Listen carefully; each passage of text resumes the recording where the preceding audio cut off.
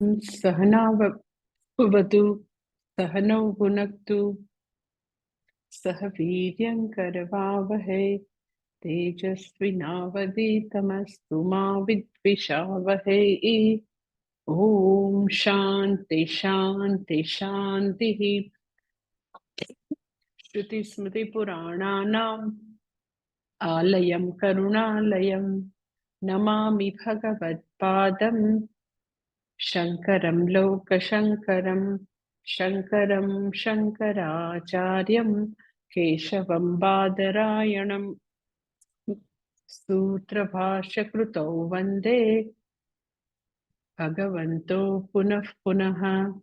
ईश्वरो गुरुरात्मेति मूर्तिभेदविभागिने व्योमवद्व्याप्तदेहाय दक्षिणामूर्तये नमः। ओम।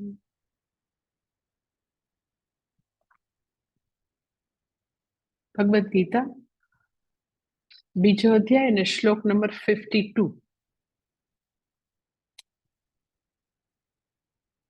यदा ते मोहकलिलं बुद्धिर्व्यतितरिष्यति तदा गन्तासि निर्वेदं श्रोतव्यस्य श्रुतस्य च। गए वखते આપણે આ શ્લોકની વાત કરતા હતા કે એના સંગતિ ભાષ્ય જે છે એમાં આદિ શંકરાચાર્યજી જે કહે છે એનો અર્થ એ છે કે આપણને એવું કેવી રીતે ખબર પડે કે મારું હૃદય શુદ્ધ થયું કે નહીં। જે બી લોકો કર્મયોગનું જીવન જીવવાનો પ્રયત્ન કરે, પોતે ભક્તિ કરતા હોય, પોતે ધર્મનિષ્ઠ જીવન જીવતા હોય, કર્તવ્યપરાયણ, પછી નૈતિક જીવન, તો વ્યક્તિને હંમેશા સાધકને એવો સવાલ થવો જોઈએ કે હવે મને આત્મજ્ઞાન માટેની બરાબર પાત્રતા પ્રાપ્ત થઈ કે નહીં। તો અહીંયા એનું પેરામીટર આપે છે કે વ્યક્તિનું અંતઃકરણ શુદ્ધ થયું કે નહીં એની સૌથી મોટી પાત્રતા, સૌથી મોટી એની નિશાની, ધેટ ઇઝ વિવેક વૈરાગ્યનો ઉદય। એક જ વાક્યમાં કહું છું કે વિવેક વૈરાગ્યનો ઉદય થયો છે તો અંતઃકરણ શુદ્ધ થયું છે।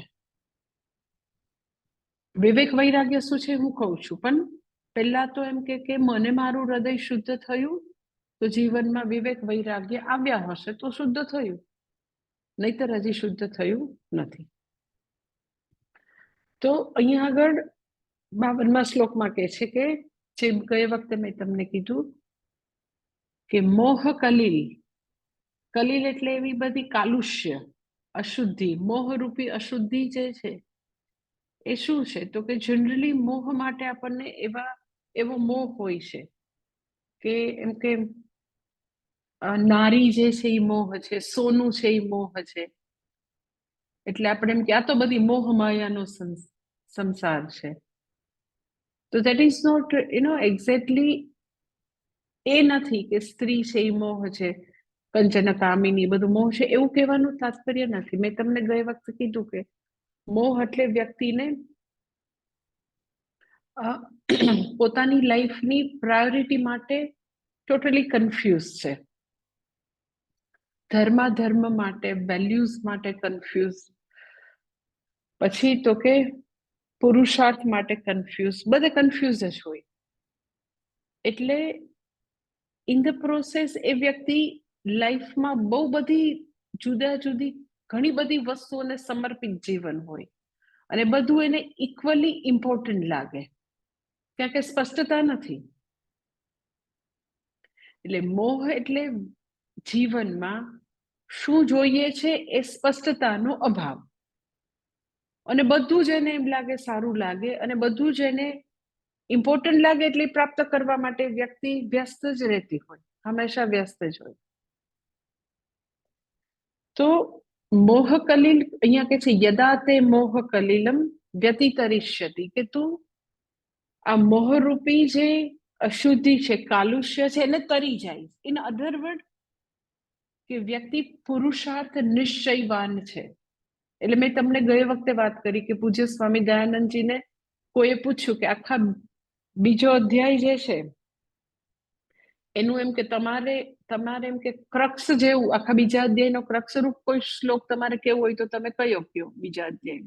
તો એને એવું કીધું હતું આ વ્યવસાયાત્મિકા બુદ્ધિ એકેહ કુરુ નંદન બહુ શાખા અયનંતાસ્ય બુદ્ધયો અવ્યવસાયી નામ. એટલે તમને યાદ હોય તો એ શ્લોક ઉપર મેં લગભગ 3 જેટલા પ્રવચન લીધેલા હતા. એટલે આખા બીજા અધ્યાયનો ખરેખર એમ ક્રક્સ રૂપ એકદમ એનું સારું રૂપ એ શ્લોક છે. શા માટે? તો કે જ્યાં સુધી પુરુષાર્થ નિશ્ચય નથી, ધર્માર્થ કામ અને મોક્ષ એ 4 વસ્તુને યથાર્થ રીતે સમજે નહીં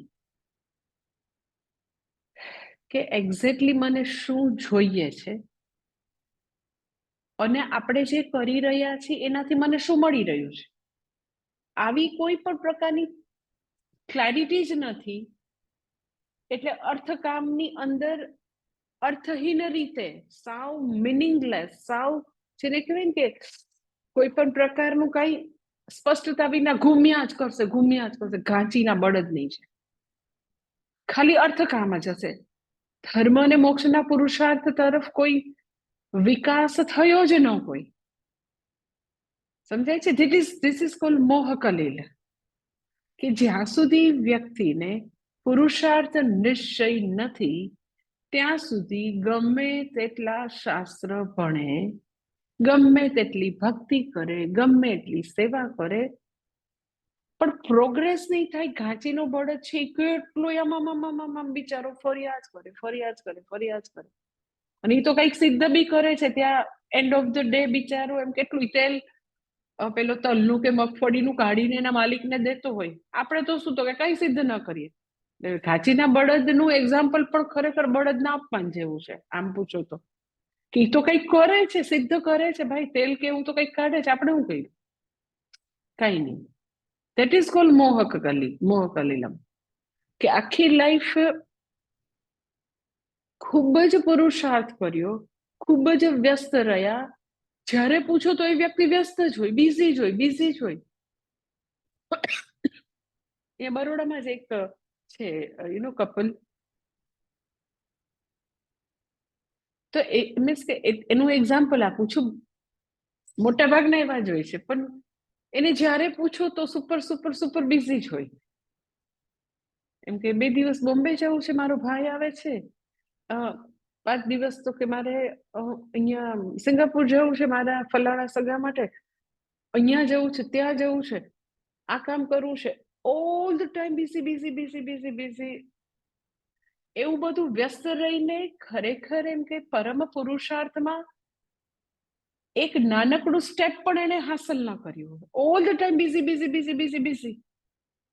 પછી તમે એમ કોઈ ભક્તિ નથી કરતા? અરે કેટલી બધી ભક્તિ કરે. બહુ બધા લોકો ભક્તિ કરે એના માટે સહાય પણ કરતા હોય, ઘણું બધું કરતા હોય, બધા સામાજિક કામો, ધાર્મિક કામો, ભક્તિ કરતા હોય, પરંતુ પુરુષાર્થ નિશ્ચયની બાબતમાં મોટું મીંડું. તમે કે ભક્તિ કરે તો પછી એનું હૃદય શુદ્ધ નથી થયું શુદ્ધ. ભક્તિથી હૃદય શુદ્ધ થાય, ભક્તિથી પુણ્યની પ્રાપ્તિ પણ થાય.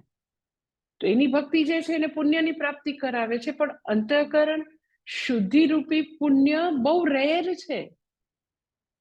પુણ્યના કેટલાય પ્રકાર છે. ભક્તિ કરે તો લાઈક રાવણે જે ભક્તિ કરી તો તમને લાગે છે એનાથી એનું અંતઃકરણ શુદ્ધ થયું હોય? રાવણે ભક્તિ કરી તો રાવણે બહુ બધી દુનિયાવી સિદ્ધિઓ પ્રાપ્ત કરી, પણ અંતઃકરણ શુદ્ધિ રૂપી સિદ્ધિ એ બહુ જ દુર્લભ છે. કારણ કે એ વ્યક્તિને જન્મો જન્માંતરના ફેરામાંથી મુક્ત કરશે. પણ લોકોને દુનિયાવી સિદ્ધિની એટલી બધી આકાંક્ષા હોય કે લોકોને એ અંતઃકરણ શુદ્ધિ રૂપી સિદ્ધિ દેખાતી જ નથી. હમણાં હું ગઈકાલે એક જસ્ટ લતા મંગેશકરનું એક નાનકડું પેલું આમ સાંભળતી હતી ક્લિપિંગ, કે એને કોઈએ પૂછ્યું, બધા જર્નાલિસ્ટ જાતના સવાલ કરતા, બહુ પહેલાનું હતું, એની ઉંમર યુ કેન સે લાઈક એમના मरण पहला 10 years पहला हશે. तो कि अगर आपको यू नो जो नया जन्म मिले, जब आफ्टर डेथ जब नया जन्म मिले तो आप क्या बनना चाहेंगे? ये तो आप भात भात ना सवाल पूछे ने.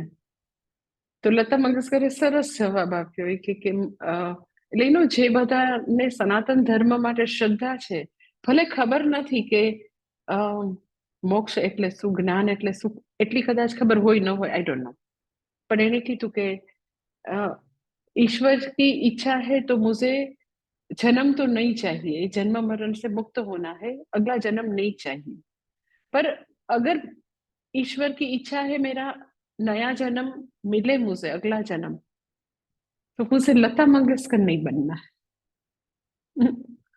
તો एकदम वी वाज सरप्राइज કે અરે એને ભારત દેશમાં નહીં, સમગ્ર વિશ્વમાં એના જેટલી નેમ ફેમ, એના જેટલું આદર કોને મળ્યો છે? કેટલા બધા લોકોના અવાજ ખૂબ જ સરસ હોય, તો પણ આટલી બધી પ્રતિષ્ઠા, આટલી બધી મહાન મહાન મહાન કીર્તિ કોને મળી છે ભાઈ? તો એમ કે આપણને એવું જ થાય કે લતા મંગેશકર જ કહેશે કે હા, જન્મો જન્મ હું તો લતા મંગેશકર જ બનું. देन शी टोल्ड कि मुझे अगला जन्म मिले तो मुझे लता मंगेशकर नहीं बनना है, क्योंकि लता मंगेशकर बनने में क्या मुश्किल है मैं ही जानती हूँ क्या है उसमें मुश्किल है. તો આપણને તો કેવું લાગે ને, મને આમ ઘણા લોકો લતા મંગેશકરના બહુ જ ચાહક હોય ને, તો એ લોકો મને એવું કહેતા, અરે માતાજી, આમ લાઈફમાં એકવાર એને મળવાની ઈચ્છા હતી, મારી ઈચ્છા અધૂરી જ રહી ગઈ, એકવાર પ્રત્યક્ષ જોવા હતા. કેમ કે લાઈવ પરફોર્મન્સ જોયું છે, પણ મને આમ એકવાર આમ મળવું હતું. એટલે આમ જાણે કે ભગવાનને મળવાની આકાંક્ષા હોય ને, એવું ઘણા લોકોને સિનેસ્ટાર ને આ બધા ગાયકને મળવાની પોતાની આમ બહુ બધી વિશ લિસ્ટના લિસ્ટમાં હોય મહાન ઈચ્છા કે મને લતા મંગેશકર એકવાર મળે, ઓટોગ્રાફ આપે. એને પૂછો કે તમને શું બનવું છે, તો કે ના, લતા મંગેશકર નથી બનવું મારે. તો મને બી એને પત્રકારને જવાબ, આઈ વોઝ ઓલ્સો સરપ્રાઇઝ. એટલે મેં કીધું ઇટ્સ સો ટ્રુ કે એ બધી જે સિદ્ધિ જે છે એ આપણને દૂરથી લાગે કે આ હા હા શું અચીવમેન્ટ છે, એ અચીવમેન્ટ પ્રાપ્ત કર્યા પછી એની લિમિટેશન્સ એને જ ખબર હોય, એ વ્યક્તિને જ ખબર હોય કે એ બધી વસ્તુ શું છે. એટલે વ્યક્તિ ખૂબ જ ભક્તિ કરે તો ઇટ ડઝન્ટ મીન કે ભક્તિથી પણ વ્યક્તિનું અંતઃકરણ શુદ્ધ થાય. જો તમે માંગેલું હોય તો શુદ્ધ થાય. તમે માળા કરતી વખતે એવો સંકલ્પ કરો કે ભગવાન મને કાંઈ નથી જોતું, પણ તમારું નામ હરિ છે, અને હરિ અર્થાત હરતી પાપાની, તમે મારા પાપ, મારી અશુદ્ધિ તમે હવે લઈ જાઓ, મને બસ આ જન્મે મુક્ત થવું છે, મને જ્ઞાન જોઈએ છે, મને જ્ઞાન રૂપી સિદ્ધિ જોઈએ છે, મને અંતઃકરણ શુદ્ધિ રૂપી સિદ્ધિ જોઈએ છે. હવે દુનિયાની સિદ્ધિ નથી જોતી ભાઈ. તો એ તમારી પોતાની ચોઈસનો વિષય છે કે તમે ભક્તિને અંતે શું માંગી રહ્યા છો. એટલે મેં તમને કીધું કે વ્યક્તિ જે છે એને પુરુષાર્થ નિશ્ચય થાય. પુરુષાર્થ નિશ્ચય એટલે શું? તો કે અર્થકામની અંદર જે કઈ દુન્યવી પ્રાપ્તિઓની અંદર જન્મો જન્માંતરથી ભટક્યા, આ જન્મે પણ ભટક્યા, એનાથી મને જે જોઈએ છે એ મળી નથી રહ્યું.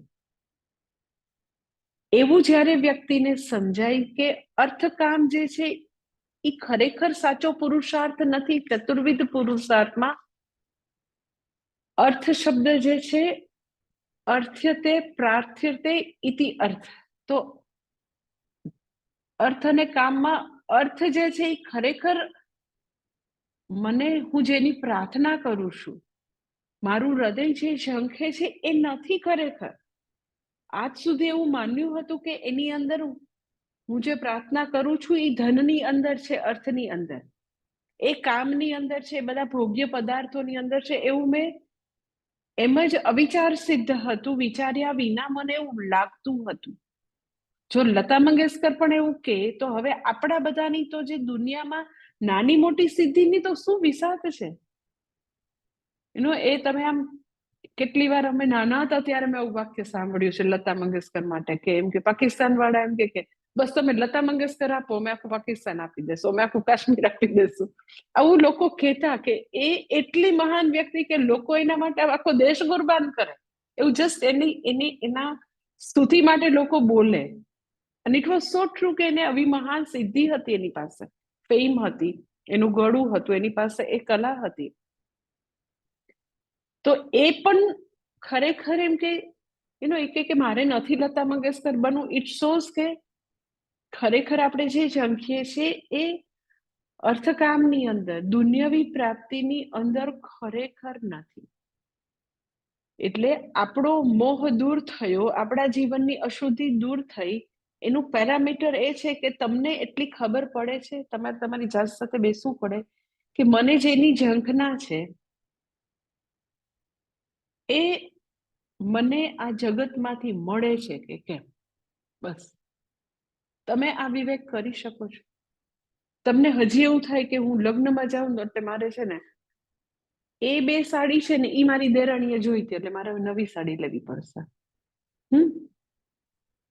આજે જ મને એક ભાઈ વાત કરતા હતા કે મેં મારી વાઈફને કીધું કે અરે પણ તું ત્યાં લગ્નમાં ત્યાં જઈશ, ગુજરાત છોડીને સાઉથ ઇન્ડિયામાં લગ્ન માટે જઈશ, તો તે ગુજરાતમાં પહેરેલી સાડી એ લોકોને નહીં ખબર હોય હૈદરાબાદમાં. તો you should not purchase now more and more sari. એ તે આવી 25,000 ને 15,000 ની લઈને હું કરીશ? એની વાઈફ કે અરે બધાએ જોઈ હોય એ કેવી રીતે હું પહેરું?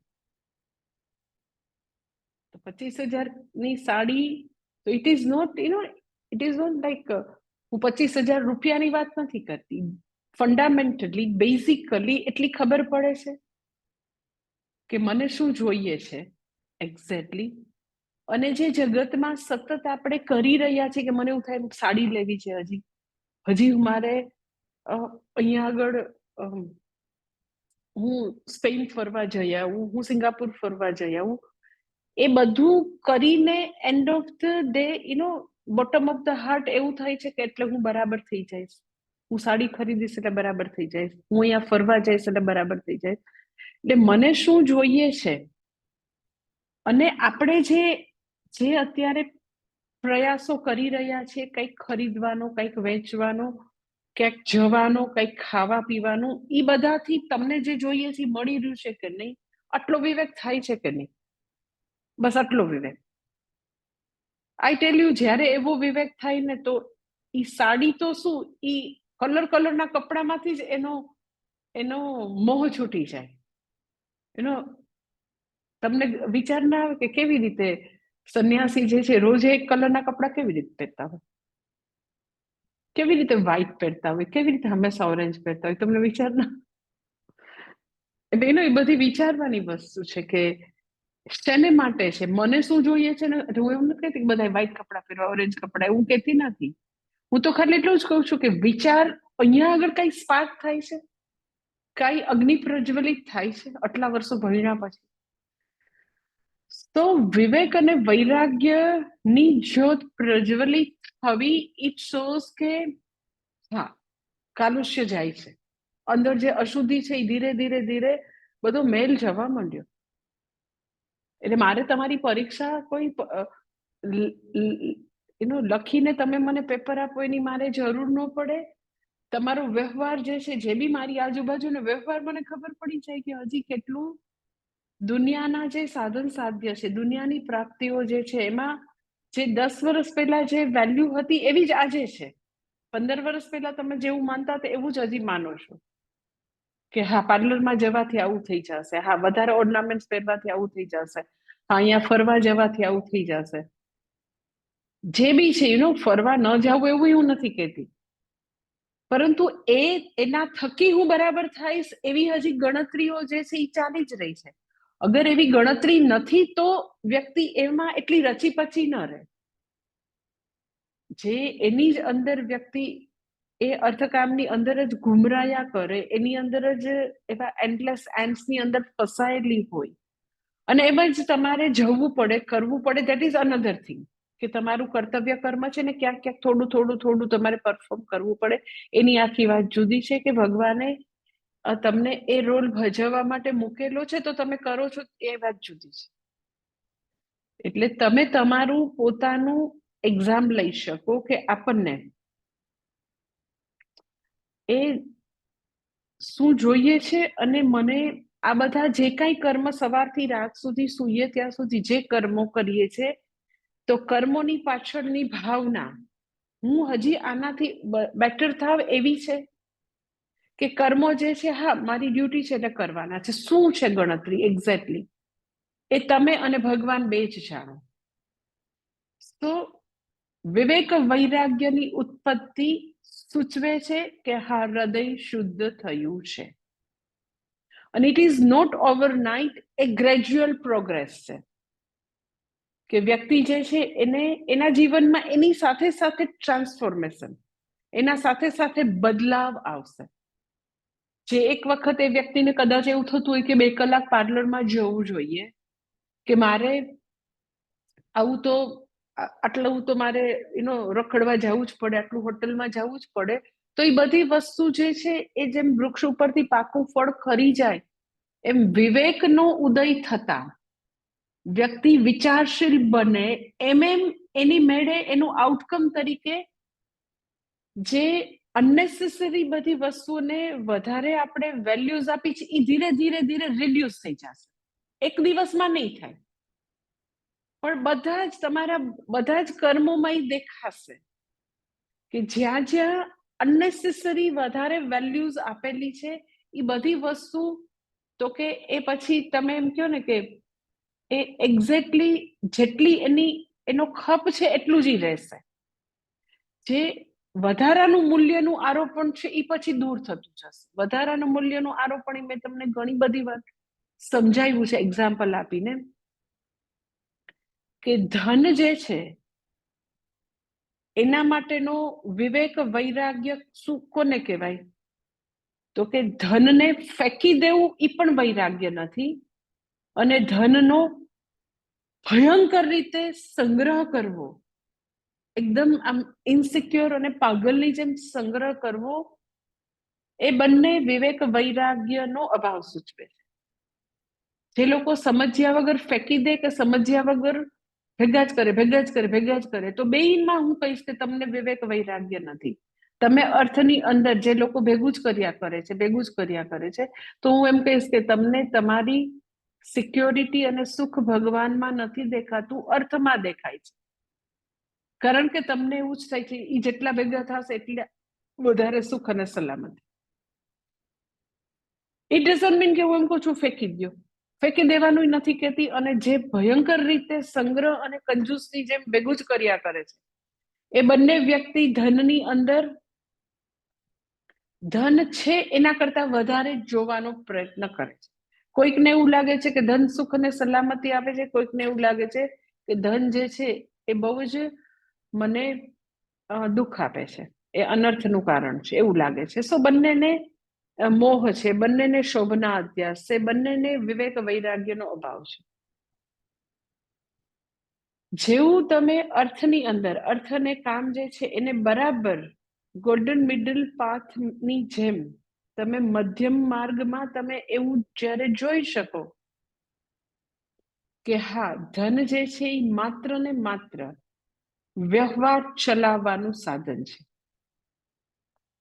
તો વ્યવહાર ચલાવવાના સાધન તરીકે ત્યાં જ્યારે જોવો, એનો અર્થ એમ કે એક રતિભાર પણ તમે એમાં વધારે મૂલ્યનું આરોપણ કરેલું નથી, કોઈ વેલ્યુ એડિશન નથી, જે છે એઝ ઇટ ઇઝ જોઈ શકો છો. સો 100% ઓબ્જેક્ટિવિટી, 100% ઓબ્જેક્ટિવિટી, કે જે છે એવું જ તમે જોવો છો. જ્યારે તમે એમ કહો કે લોકોને મોટે ભાગે પૈસા છૂટે જ નહીં, તમને ખબર છે બિલકુલ છૂટે નહીં, ભેગા જ કર્યા કરે ભેગા જ કર્યા કરે ભેગા જ કર્યા કરે, ક્યાંય સત્કર્મમાં છૂટે નહીં. શા માટે? તો કે ધનને એ સુખ અને સલામતીના સાધન તરીકે જોવે છે. સુખ અને સલામતીના સાધન તરીકે જોવે છે, એનાથી બિલકુલ છૂટતું નથી. ઇટ શોઝ કે મોહ છે, કાલુષ્ય છે, શોભના અધ્યાસ છે, વિવેક વૈરાગ્યનો બિલકુલ અભાવ છે. જે દિવસે એવું વ્યક્તિ જોવે કે ધન જે છે એ માત્ર ને માત્ર વ્યવહાર ચલાવવાનું સાધન, એમાં સુખનો છાંટો નથી, એમાં કોઈ પણ પ્રકારના મને ખૂબ જ એ સિક્યોર કરી દે એવો કોઈ છાંટો નથી, એ કોઈ મને બહુ જ બધું હેપીનેસ, બહુ બધું નિરાત આપી દે, બહુ બધું શાંત અને સ્વસ્થ બનાવી દે, એવી કોઈ વસ્તુ છે જ નહીં અંદર. એ બધા મારા પ્રોબ્લેમ સોલ્વ કરી દેના કાંઈ નથી. આ કમ્ફર્ટ આપે, કમ્ફર્ટ આપે એટલે હું બહુ સુખી થઈ જાઉં એવો કોઈ ઇક્વેશન છે નહીં દુનિયામાં. સો ધનમાં હું તમને જે કહું છું કે that is call 100% objectivity, that is call વૈરાગ્ય, દેટ ઇઝ કોલ કે વ્યક્તિને હવે કોઈ પણ પ્રકારનું કાલુષ્ય કે અશુદ્ધિ નથી ધનની બાબત હોય તો. એવી રીતે જગતની બધી જ પ્રાપ્તિઓમાં સંબંધો છે તો સંબંધોને એઝ ઇટ ઇઝ જોવા. મોટે ભાગે દીકરા દીકરીમાં, ઘરમાં બધે વ્યક્તિ એવું જોવે કે એ છે તો હું ઓકે છું, સુખી છું, સલામત છું. એટલે બધે જ વધારાના મૂલ્યનું આરોપણ કરેલું છે. એટલે વ્યક્તિ જે છે એ જ્યારે એવું જોઈ શકે કે આ જેને પૂજ્ય સ્વામીજીના શબ્દોમાં કહું તો કે absence of totally absence of connection, connection છે જ નહીં. there is no connection between what I am seeking and what I am getting from Jagat. Absolutely there is no connection. એટલે એ જે અનનેસેસરી સાધન સાધ્યનું કનેક્શન કરેલું છે કે જગતની પ્રાપ્તિ, પૈસા, સંબંધો, ગાડી, મારું મકાન, મારું જમીન, મારા બ્લુ ચિપ શેર, મારું સ્ટોક માર્કેટમાં આટલું ઇન્વેસ્ટમેન્ટ, એ બધું જ અને મને જે જોઈએ છે સુખ, એ બે વચ્ચે ખરેખર સાધન સાધ્યનો સંબંધ નથી. એ બધું જે છે એ કદી ક્યારેય મને જે નિરાશ જોઈએ છે એ આપવાની એનામાં તાકાત જ નથી કોઈ પણ પ્રકારે, કારણ કે એનું પોતાનું એવું સ્વરૂપ જ નથી. મૂળભૂત એનું સ્વરૂપમાં મને સુખ અને શાકા આપે, પૂર્ણતા આપે, આનંદ આપે એવું નથી. એવું હોય તો લતા મંગેશકર એવું ન કે મને બીજો જન્મ લતા મંગેશકરનો નથી જોતો. તો દુનિયાવી એક પણ પ્રાપ્તિમાં એવી તાકાત નથી, એક પણ પ્રાપ્તિમાં એવી તાકાત નથી.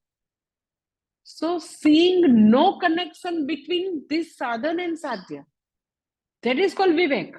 જ્યારે વ્યક્તિ કનેક્શનનો અભાવ જોવે કે હું 25,000ની સાડી પહેરું અને લગ્નમાં જાઉં 25,000ની સાડી પહેરીને અને આટલા સોનાના દાગીના પહેરીને જાઉં એટલે સુખ થાય, એટલે બધા મારી વાહ વાહ કરે એટલે હું ઓકે થાઉં.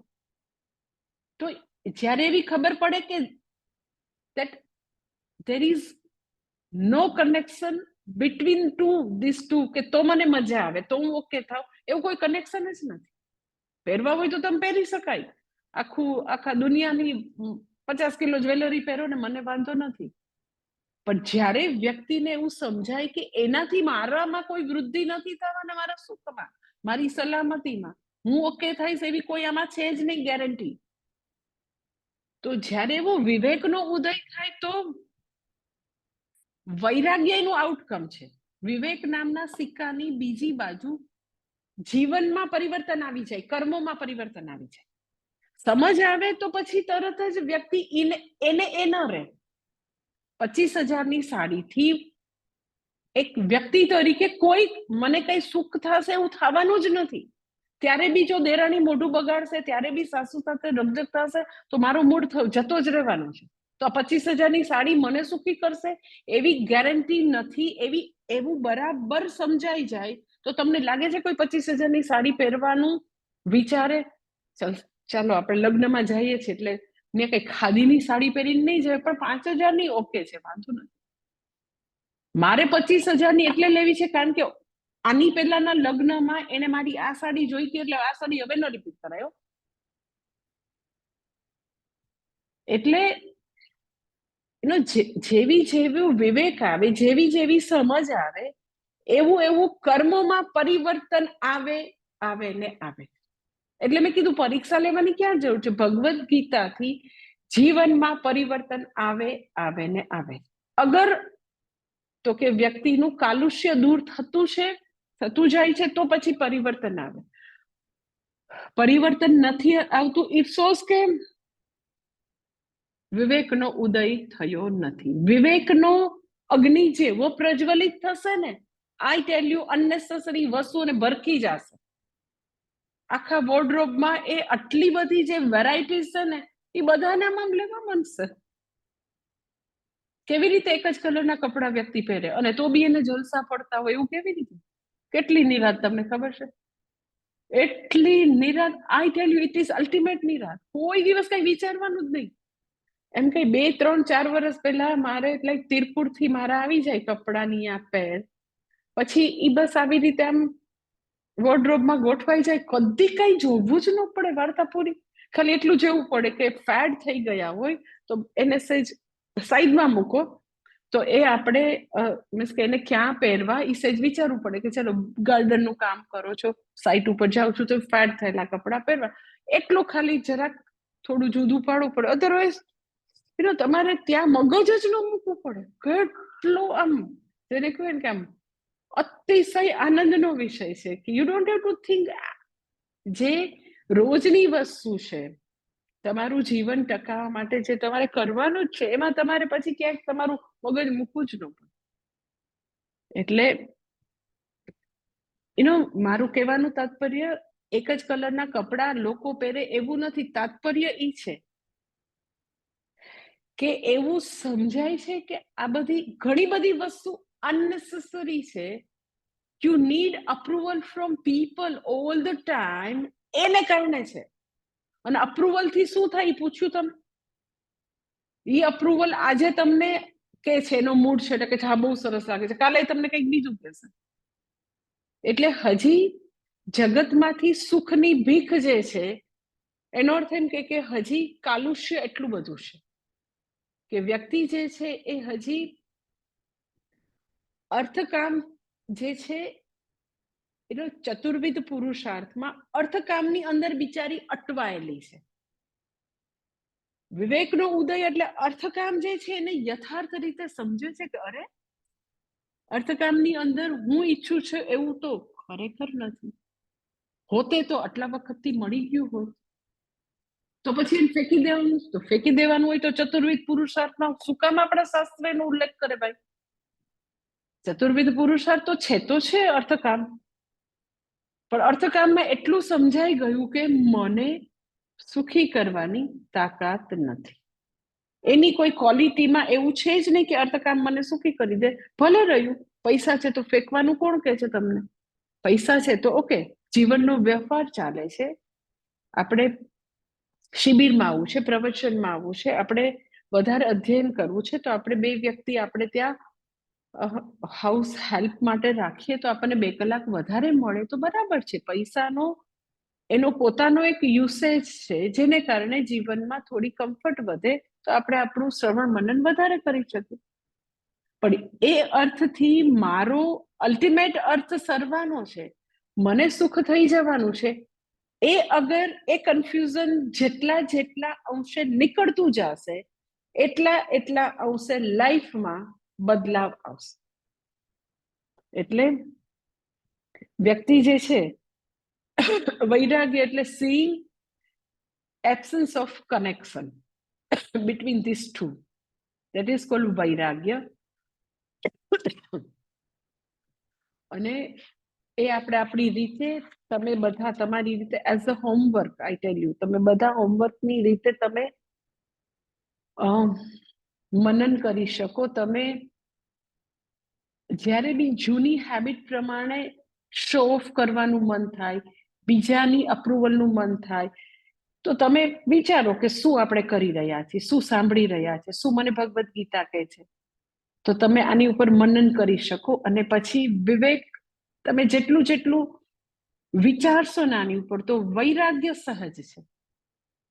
વિવેકના ટેકા વિનાનો વૈરાગ્ય તકલાદી છે, ટોકશે નહીં. એટલે હું કોઈ દિવસ તમને એડવાઇસ નથી આપતી, તમે જો ડૂઝ એન્ડ ડોન્ટ્સ નથી આપતી. સો પોતે વ્યક્તિ વિચારે, પોતાને રિયલાઇઝ થાય અને એના આઉટકમ તરીકે, દેટ ઇઝ કોલ્ડ વિવેક. અને એના આઉટકમ તરીકે અનનેસેસરી જે બહુ બધું હાઇપ કર્યો છે, વેલ્યુઝ વધારી દીધી છે, એ બધું ધીરે ધીરે રિડ્યુસ થયા કરે, તો એ વૈરાગ્ય પાક્કો છે.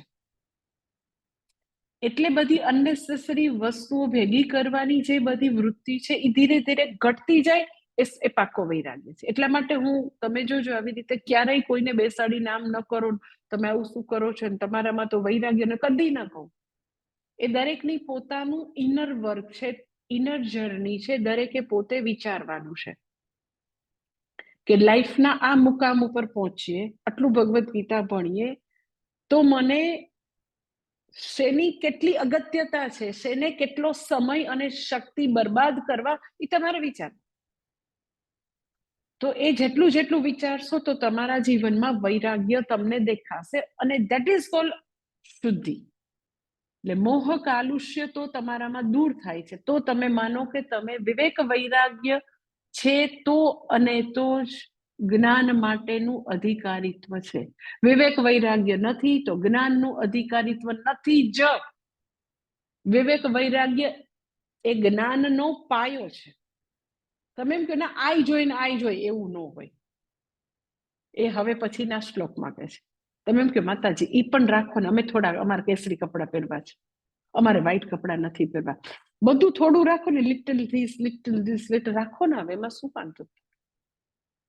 તો હવે એ ભગવાન શ્લોક નંબર 53 માં એ કહે છે એવું ન ચાલે.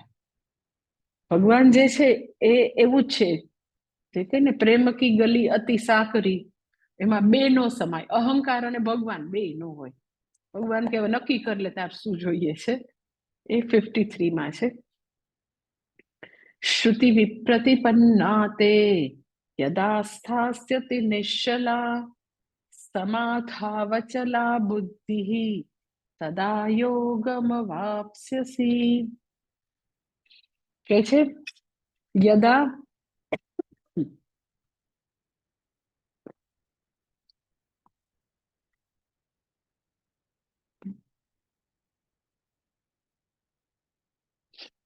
યદા શ્રુતિ વિપ્રતિપન્ના તે બુદ્ધિ સમાધો અચલા નિશ્ચલા સ્થાસ્યતિ તદા યોગમ અવાપ્સ્યસી.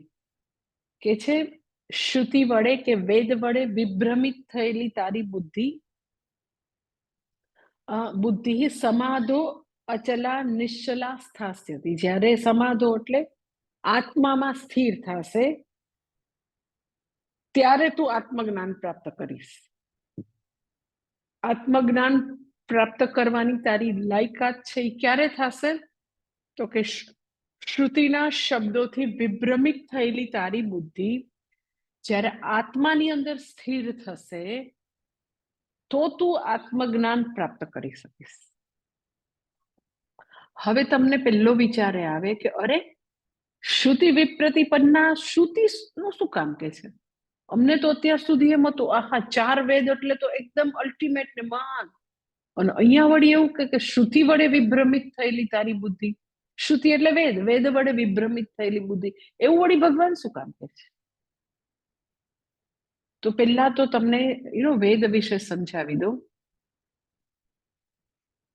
કે વેદ જે છે એનું નામ શ્રુતિ, એટલે શ્રુતિ જે છે એને શાસ્ત્રમાં સહસ્ત્ર હિતેશિની માતાનું બિરુદ આપ્યું છે. કે આપણે બધા સનાતન ધર્મ વાળા બધા બાળકો, બધા જગતના બધા બાળકો જ્યારે શ્રુતિ માતાને શરણે જાય ને, તો શ્રુતિ માતા એનું બાળક જે માંગે ને બધું આપે, બધું. એટલે શ્રુતિ જે છે એનો આગળનો આખો ભાગ જેને કર્મકાંડ કહે છે, પાછળનો ભાગ જ્ઞાનકાંડ. હવે શ્રુતિ માતાને એવી ખબર છે કે આ મારું બાળક છે ને, એને બધું બહુ જોઈએ છે, મારે ધન જોઈએ છે, મારે યશ જોઈએ છે, મારે તો સંતાન જોઈએ છે, મારે તો આટલી જમીન જોઈએ છે, જે આપણે નમકમ અને ચમકમ છે ને, રુદ્રમ અને ચમકમ છે ને, ચમે ચમે ચમે મને આ જોઈએ છે, અને મને આ જોઈએ છે, મને આ જોઈએ છે. તો મનુષ્ય જે છે એ બહુ બધી તૃષ્ણાથી ભરેલો છે. એમ બાય ડિફોલ્ટ જન્મથી એટલી બધી કામનાઓ છે, એટલી તૃષ્ણા. તમે જો બચ્ચાઓ હશે નાના, તો આમ તમે ગમે એટલા ટોયસ લાવી દો તો હજી જોઈ, આ જોઈ, આ જોઈ, આ જોઈ. પછી એમ બે ભાઈ બહેન ઘરમાં હોય તો શેર બી ન કરવું હોય, એટલા ઝઘડા કરે. નાના મોટા હોય તો તમારે નાના અને મોટાના ટોયસ જુદા હોય, એની બધી વસ્તુઓ જુદી હોય, તો એ બેયને બધું જોતું. એટલે તમે જો આમ કે આમ તમે આમ બાળક નાનું હોય ત્યારથી બધી જે ભોગવવાની વૃત્તિ, ભેગું કરવાની વૃત્તિ, બધી કામનાઓ ત્યાંથી જ જોઈ શકશો. ડિમાન્ડ ડિમાન્ડ ડિમાન્ડ, મને આઈસ્ક્રીમ ખાવો, મને રવિવારે કમાટી બાગ લઈ જાઓ, મને આ કરી દો, તે કરી દો, ડિમાન્ડ. તમે જોશે ને કામનાઓ જ બધી. ભલે એમ કે આપણને બાળકો માટે અતિશય પ્રેમ હોય એટલે આપણે એ દ્રષ્ટિએ વિચાર્યું ન હોય, પણ તમે હવે અત્યારે આ દ્રષ્ટિએ વિચારો તો તમે જેટલી વાર એને બહારે લઈ જાઓ, મોલમાં લઈ જાઓ કપડાની, તો એને બધું જોઈતું જ હોય. તમે એવા કોઈ બાળક જોયો છે, ના મમ્મી એનું 5 વર્ષનું બચ્ચું હોય, ના મારે કઈ ચોકલેટ નથી, મારે કઈ ટોયસ નથી, એવું છે? એવું હોય તો આપણને એવું લાગે ના, એ કંઈક એબનોર્મલ છે, એને કંઈક પ્રોબ્લેમ છે.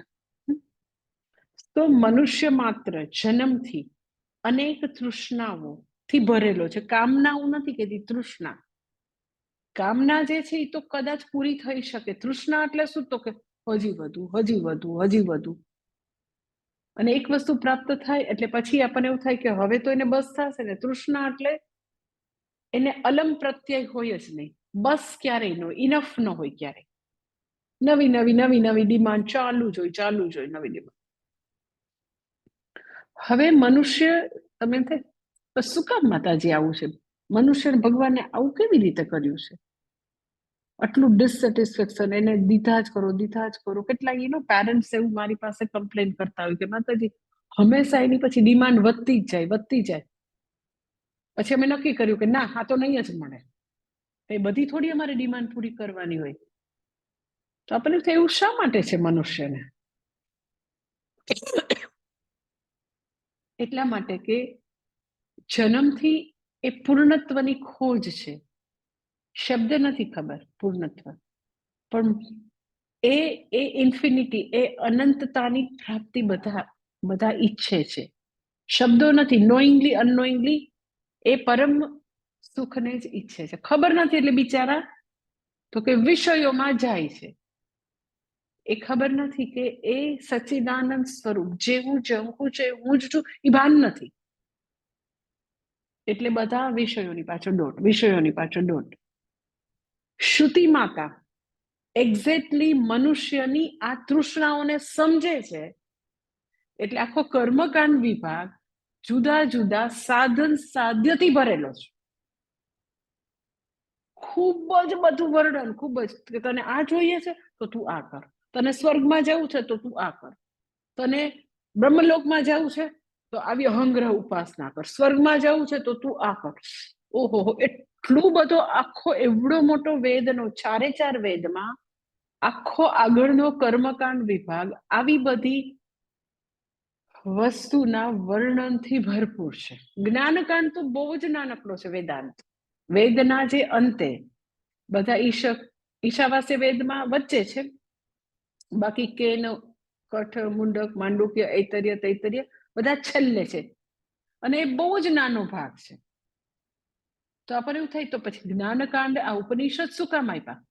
ઓકે, અમુક લોકો એવા બી છે કે જે આ બધા કર્મકાંડ, સાધન સાધ્ય, દુન્યવી પ્રાપ્તિ, આ બધું ગ્લિટરિંગ વર્લ્ડ છે, એનાથી ત્રાસી અને થાકી અને આખો કર્મકાંડનો સાગર તરી અને હવે એ અલ્ટિમેટ પરમ સુખને જંકે છે. તો શ્રુતિ તો માતા છે. એને ખબર છે કે મારું એવું વિવેક વૈરાગ્ય વાળું બાળક જ્યારે આવશે તો એને મારે આપવાનું છે. એટલે સહસ્ર હિતેશની માતા ઈ છે કે એના બધા બાળકોને આપવા માટે એની પાસે બધું છે. એના કિચનમાં તમે માંગો ઈ મળે. એક મમ્મી મને વાત કરતી હતી, મેં કીધું તું શું રસોઈ કરે? એમ કે મને એને ભિક્ષા આપવાની હતી ને. મને કે માતાજી તમે જે કયો એ બનાવીને મોકલીશ, લઈને આવીને જમાડીશ. મેં કીધું પણ તારી દીકરી હું બધાને પૂછી લઉં તમારે શું મેં પણ કેટલી આઈટમ, તો કે એમાં મને વાંધો નથી, કે મને રસોઈ બનાવી બહુ ગમે, જેને જે ખાવું એ મારા કિચનમાંથી હું બનાવી દઉં, કે તને આ ખાવું છે તો એ કે અડધી કલાક માને બનાવી, તમે બોલો તમને હું શું આવીને જમાડી જાઉં. એટલે બહુ ઓછી એવી આમ મધુસ મેં આવી ઉત્સાહવાળી ને આવી એકદમ પોઝિટિવ એનું આમાં પેલી એવી એનર્જી, કે મારા કિચનમાં મારા બચ્ચાને મારા ગુરુને જે ખાવું હું આમ ફટાક કરી દઉં એમ. તો શ્રુતિ માતા બી એવી છે, સહસ્ર હિતેશિની માતા, કે આ જગતમાં લોકો ભયંકર તૃષ્ણાથી ભરેલા છે.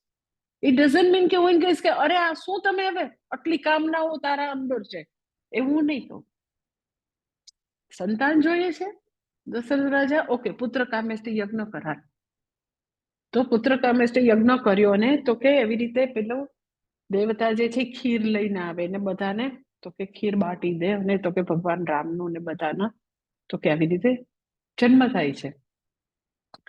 તો બધી આપણા પુરાણોમાં, આપણા બધી જે રામાયણ કયો, ભાગવત કયો, મહાભારત, બધે તમને ખબર છે કે આવી બધી અનેક કથા હશે, કે રાજાને આ જોઈતું હતું, ફલાણાને આ જોઈતું હતું. તો બધું વેદમાં આવા બધા, એને ટેકનિકલ ભાષામાં સાધન સાધ્યની ચર્ચા કહેવાય.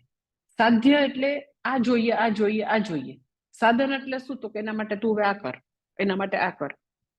એટલે તમે જોજો ઇનવેરિયેબલી એવી બધી પુરાણોમાં, પછી એને કીધું કે આટલા વર્ષ તપસ્યા કર, આવું તું દાન કર, આટલા વર્ષ તારે એમ કે આવા પ્રકારના મંત્રોનો જાપ કર. એ બધા સાધન કહેવાય, કે આવું મંત્રનો જાપ કર, 11 દિવસ સુધી અનશન ઉપવાસ કર, ભૂમિ પર સુવો. નરેન્દ્ર મોદીને બધું હતું ને, કે આવું તપસ્યા કરો. જો રામ મંદિરને આવી રીતે તમારે ખૂબ જ એની એઝ પર શાસ્ત્ર, જો તારે પ્રાણ પ્રતિષ્ઠા તારા હાથે કરવી છે, તો તારે આટલું આટલું કરવાનું. આપણા બધા જેનો જે બી વૈદિક કર્મ છે ને, એમ કે લાઈક તમારે તમારા બાળકને જનોઈ આપવું છે, તો એના માટે તપ છે. બધા જ વૈદિક કર્મોમાં તપ છે. ઇવન તમારે એક યજ્ઞ બી કરવું હોય, તો તમને સવારથી એમ કે ફરાળ કરજો. તમે મહાશિવરાત્રીમાં ત્યાં બધા જે લોકો આવો છો, તમને ખબર છે કે બધાને ફરાળ આપે, કે તમે એમ તો આખો દિવસ એમાં તો ઉપવાસ છે, પણ તમે કોઈ બી યજ્ઞ મહામૃત્યુંજયનો કરવા આવ્યા રાજકોટ આશ્રમમાં, તો તમે જ્યાં સુધી યજ્ઞ પૂરો ન થાય ત્યાં સુધી શું કે ફરાળ કરવાનું, ખાવાનું નહીં કાંઈ. ઇવન ગાયત્રી તમારા બાળકને આપવું હોય ને, તો અમુક લાખ મંત્ર એના ફાધરે કરવાના, તો જ એના બાળકને જનોઈ આપવાની વિધિમાં બેસવા માટે એલિજિબલ હોય. એટલે એને સાધન કહેવાય, કે જુદા જુદા સાધન, કે આવી તપસ્યા કરો, આવું દાન કરો, આવું તપ કરો, આવા પ્રકારનું કર્મ કરો, તો તમે આ સાધ્યને હાંસલ કરી શકશો. એટલે શ્રુતિનો આખો આગળનો કર્મકાંડ વિભાગ વિવિધ પ્રકારના સાધન સાધ્યથી ભરેલો છે. ધેટ ઇઝ કોલ્ડ શ્રુતિ વિપ્રતિપન્નાતે, કે શ્રુતિ જે છે એમાં અનેક સાધન સાધ્યની વાત છે. ઇન અધર વર્ડ, કે લોકો જે છે એ આવું બધી દુન્યવી પ્રાપ્તિની કામનામાંથી ઉપરત થાય. હવે એવું નથી કે હું આ કરીને હવે આ પ્રાપ્ત કરી લઉં, આટલી તપસ્યા કરી અને પછી રાવણને એવું મળે, આટલી તપસ્યા કરી લઉં ને એટલે મને આવી સિદ્ધિ મળી જશે, આટલું ધન મળશે, મને આટલું સોનું મળી જશે, મારી લંકા છે સોનાની થઈ જશે. તો આવા સાધનોથી મને આ મળે, એ એક you can say technical term છે, શ્રુતિ વિપ્રતિપન્નાતે, કે શ્રુતિથી, એટલે મીન્સ કે શ્રુતિના સાધન સાધ્ય સિમ્બોલ શેનું છે? તો કે અત્યારે હવે શ્રુતિના સાધન સાધ્ય ઉપર કોઈ ડિપેન્ડન્ટ નથી, પણ એ શેનું સિમ્બોલ છે? તો કે ઓકે, જગતમાં તને એમ છે ને કે મને આ મળી જશે, આ મળી જશે. જેવી રીતે શ્રુતિમાં બધી લોભામણી સ્કીમ છે, કે તું આ કરીશ એટલે આ મળશે, તો જગતમાં બી લોભામણી સ્કીમ છે બધી. કેટલી એટલે કેટલી, આમ તમે જો કે પેલા આટલી બધી વસ્તુઓ ઉભરાતી ન હતી મોલમાં, ને તમે જ્યાં બારે જાઓ ત્યાં તમે એક ખાલી તમારે શેમ્પુ ખરીદવું હોય તો કેટલું તમને આમ રેકમાં શેમ્પૂની વેરાયટીઝ ભરેલી હોય બધે તમને, અને કેટલી વસ્તુ અનનેસેસરી, લાઈક તમારે ખાલી ક્લિનિંગનું કંઈક વસ્તુ લેવા જવી હોય કે મારે પ્લેટફોર્મ ને મારે ઓવરઓલ ક્લિનિંગ માટે કોઈ વસ્તુ જોઈ છે, તો 1000 વસ્તુ હોય કે ગ્લાસ ક્લિનિંગ કરવું છે તો આ, ફ્લોર ક્લિનિંગ કરવું છે તો આ, બાથરૂમ ક્લિનિંગ, એવી અનેક વસ્તુઓથી ઉભરાતું હોય માર્કેટ, અનેક વસ્તુ. પછી જે તમે જોઈ નથી શકતા રેકમાં, તો અનેક માહિતીઓ, અમુક અનેક કમર્શિયલથી આખું આપણી લાઈફમાં ઈ ઓવરવેલ્મિંગ હોય. બધી વસ્તુ એટલી બધી આપણી ઉપર આવતી હોય, ખાવા પીવાની, ફરવાની, પહેરવા ઓઢવાની, ઘરની વસ્તુઓ, આમ એન્ડલેસ એન્ડ્સ છે બધા. ધેટ ઇઝ કોલ્ડ કે વિવિધ પ્રકારના સાધન સાધન. એટલે અત્યારે સપોઝ હું તમને એમ કહું કે તમને આમ સિમ્પલ એક્ઝામ્પલ આપું તો તમને સમજાઈ જશે કે આપણે અત્યારે બરોડામાં આશ્રમ બનાવી રહ્યા છીએ, બરાબર. તો મને એમ કે સિવિલ વર્ક મારી કુટિયાનું પૂરું થયું. હવે એમ કે ટાઇલ્સ છે, લાઈક ફ્લોરિંગ, બારી બારણા, પ્લમ્બિંગ, કલર, એ બધું આવશે. એ પછી 5 એજન્સી સિવિલ વર્ક પૂરું થયા પછી આવે. તો મને કેટલાય લોકો આવીને એમ સલાહ આપે, અરે માતાજી આ કરાય, અરે માતાજી આ કરાય.